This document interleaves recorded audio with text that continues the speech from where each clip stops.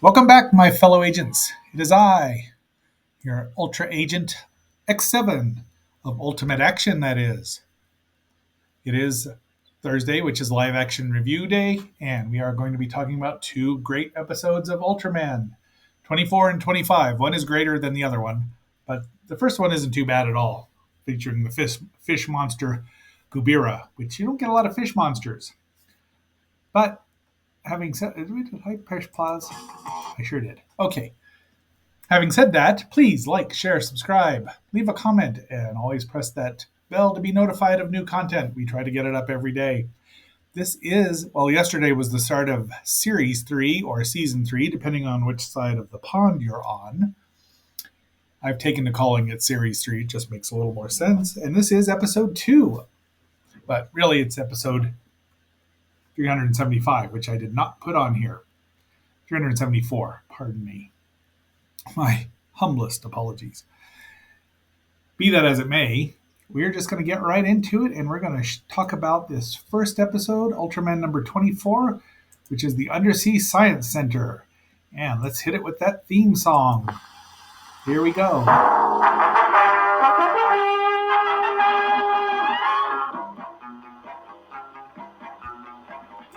Ultraman, Ultraman, here he comes from the sky.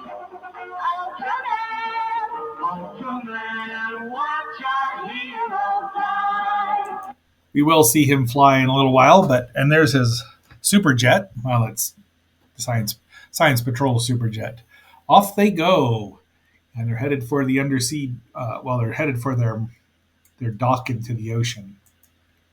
Lovely. Uh, what do we call it? A forced perspective shot there. They used this a couple times. I don't think that's a process shot. I think it's just they've got the model of the VTOL right next close to the camera. But it's really well done. I mean, yeah, you'd think that they were actually there. So this guy here is kind of a jerk. I don't even know who he is, but they're waiting for the 350th or 3000th or 100,000th. I don't know what she is. Jenny Childers who is played by Elvira Huby, and you can hear them speak a little English in the Japanese language version, and I think she's of course dubbed by Corinne Orr in the U.S. language. This episode aired Christmas Day, 1966, so nearly. Let me do my math here. Nearly well over 60 years ago now. No, not quite. 59 years ago. It was directed by Toshihiro Iijima and special effects by Koichi Takano. Gubira was portrayed by Teruo Aragaki. And of course, Ultraman was Ben Furaya. And everybody else here. William Childers is played by Harold Conway. You've seen him in Battle in Outer Space and the Mysterians, I believe. And I believe President Yoshimura, who's this guy, we'll see him smoking when they're losing oxygen because he's self-centered. And there's Jenny coming in. Everyone's clapping. Hoshino gets to be her guard. Hoshino, who's not been present in the last couple of episodes, is very present today in these two. There's the Science Patrol ship S-25. It's pretty darn cool. Does we have the mecha in here at all? Well, anyway. And obviously there's shot in a dry tank with a wave, but there are some actual underwater shots here. Jenny's taking pictures. Doesn't she know that there's not enough light there unless she has a flash, and even then it's just going to reflect right off the glass? Someone should tell her these things. And there's a lovely stingray. They always look like, well, he looks like he's unhappy, but. And now they're in the special science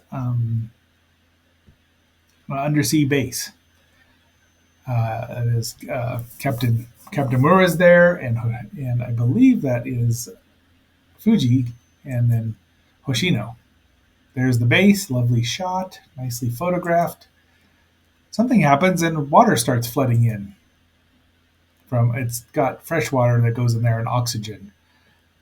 So there's that's the one from the land where they go down. There he is. She's crying, and Hoshino's doing his best to comfort her, and he does a great job. This idiot's smoking, and Captain Muro rounds on him pretty darn good for being an idiot. Now the problem is that Gubira has been just kind of attacking the all the structures it can. We're not exactly sure where Gubira came from, whether it's a mutation or not, but it's a weird looking fish thing, and we'll see. There it is, and it's charging you now. That's like seeing a shark coming at you. I mean, when you're a kid, I would think so. Ever see Mura's sacrificing himself to give the little girl in Hoshino oxygen because there's only 3 tanks. This should last her forever if they don't race around too much. Fuji's getting ready to go underwater and rescue them with a device that Ito made. This thing there that's going to be able to open up the penetrate the capsule there in there. This is an actual skin diver. It's probably not Fuji, Hiroko Sakurai, but it might be. She very well could have taken scuba diving lessons.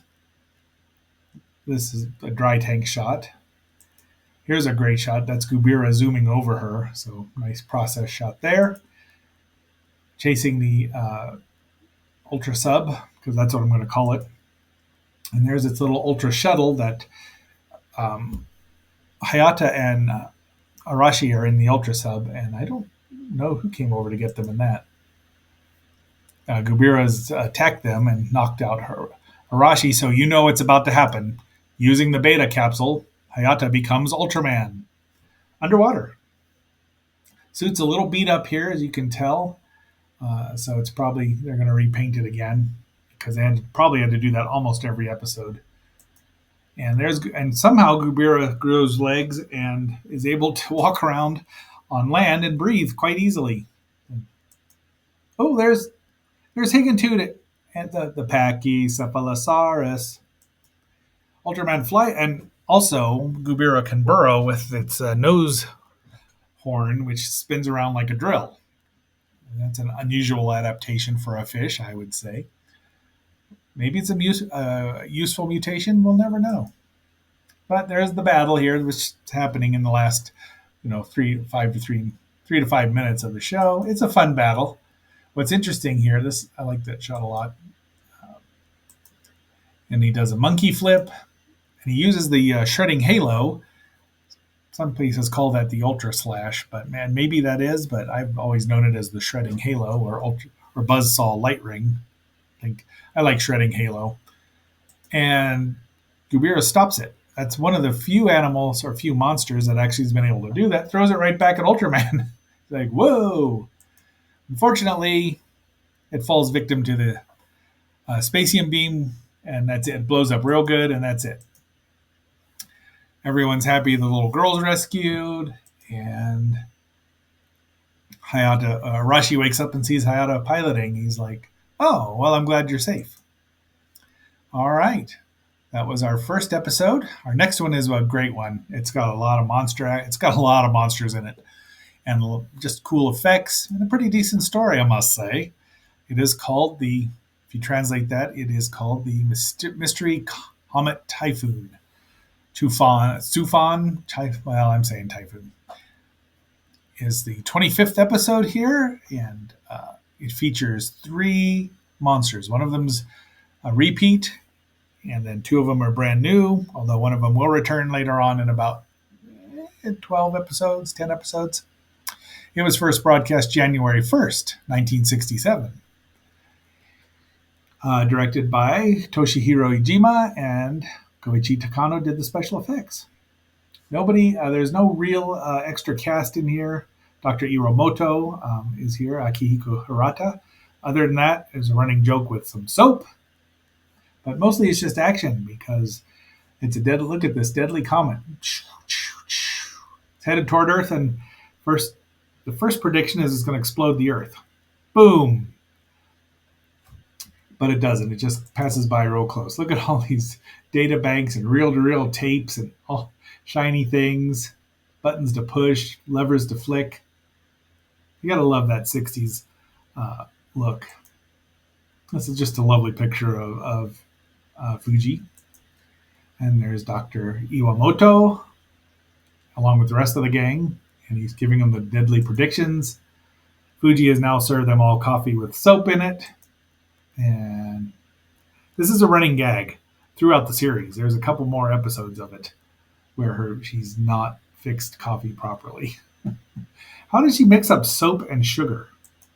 Oh well, I don't even know who this kid is, but he's dressed as an astronaut while the comet's going overhead like that. That's a pretty impressive shot too. The lighting is excellent. It just looks really great. And everyone's happy that it's gone by, and they're out in the snow, and they're really out in the snow because you can, in the episode while it's moving, you can see their breath. So they're probably glad that they both have boots on, and they probably have long johns on underneath those clothes. Plus, they've got gloves on, so I'm sure they're happy they're as warm as possible. And suddenly, Gigas appears. Gigas is named after the Greek word for giant, Gigas, and he's kind of a snow ape, Yeti-like, but not really. Back into another forced perspective shot here. They're running to get away from him, even though he's way over there. I mean, that's another great process shot. He's way over there. How can you even see him? But it looks great. I mean, just the integration here. Super Eye just was amazing. There's a picture of him with his tongue sticking out. He looks kind of like the Bumble, doesn't he? So all he had to do is take his fangs out, and then he's harmless. And our next monster shows up, and that's Draco, or Draco. They've got an aspirated O in there, but it's like a dragonfly, really. Look at the wings. How it flies with those things is beyond me, but then never figured out how Gigan could fly with his puny little wings. And we're not even going to get into Gamera. More predictions, different science guy. No, that might be Dr. Iwamoto. And there's Hoshino making his only appearance in this episode. Notice how his costume's his outfit is a little oranger than theirs, a little darker orange. Draco follows the VTOL. They do a loop-de-loop and everything, and then lands and just begins immediately fighting with Gigas. Go figure. The set's really nice. It's set up in the mountains, so they didn't have to do too much with building, any buildings to break, which is good because they use a little more special effects. And they shot on location here because they're running around in a semi-snowy region. And Hayata takes and then guess who shows up? Red King 2, Red King. His second and final appearance in the show. He's still a jerk, but this is definitely more of a comedic episode after the almost destruction of the Earth. Another great process shot here. And it's like they don't even recognize him. But Hayata's trying to figure out how he can get away to turn into Ultraman. I'm bringing home a baby bumblebee. Yeah, he's not the brightest monster, but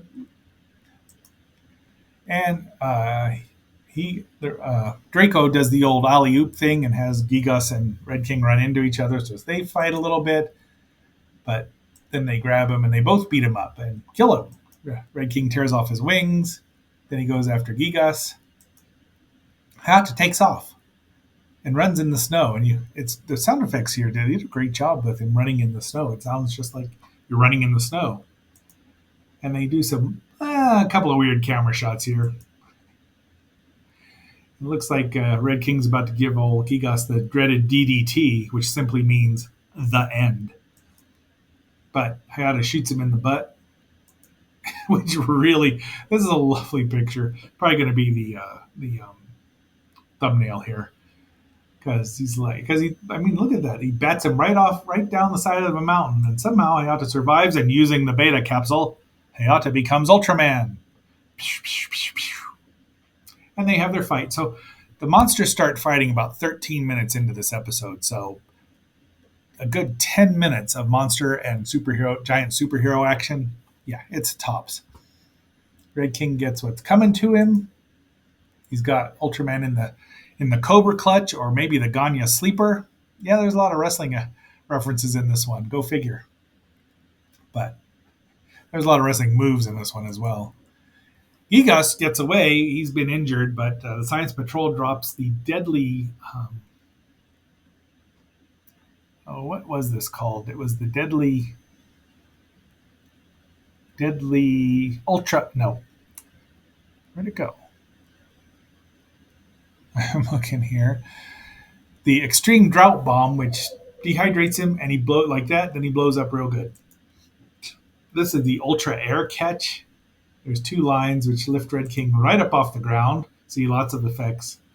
Nifty, and then another double shredding halo with trisects Red King neatly with no blood, which is a little unusual since in the first episode the Red King was in, he made Bagheera bleed everywhere. He grabs Red King's head, which has 6 bombs or hydrogen bombs in it, takes it to outer space, and then suddenly Ito can see Hayata from way up here. I mean, Hayata be about as big as an ant from that view. But I like the view. It's obviously from an airplane or a helicopter shot. They just gracefully soar around, get back to headquarters. There's Hoshino again. Everyone's smiling and happy. They get the new prediction that the comet's coming back in, I don't know, the year 24, 2525. Let's just say that, if we're still alive.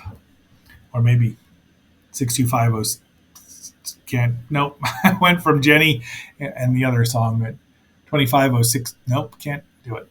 In the year 2525, if man is still alive. And this is how it ends. I may use this shot too.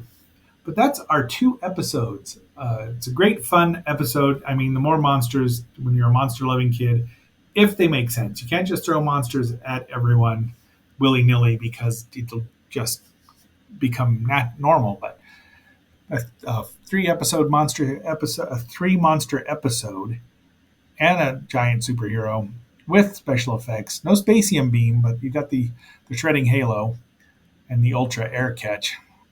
They could think of a better. The ultra levitation might be a better way to say it. It's tops in my book. Not my favorite episode, but it's probably easy top 10. Anyway, there's our episodes. There's Ultraman doing the spacium beam. And having said all that, until our next assignment. Oh wait, we're gonna have a little more song here.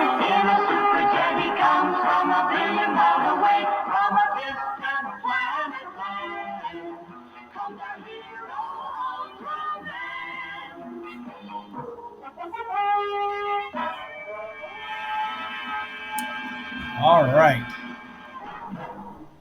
It's a good adaptation of the song, really. I mean, I think it works well with the English language. But having said all that, until tomorrow with our Music Friday, fabulous. There's no F word for music, is there? Tuneful Friday. This is X7 signing off.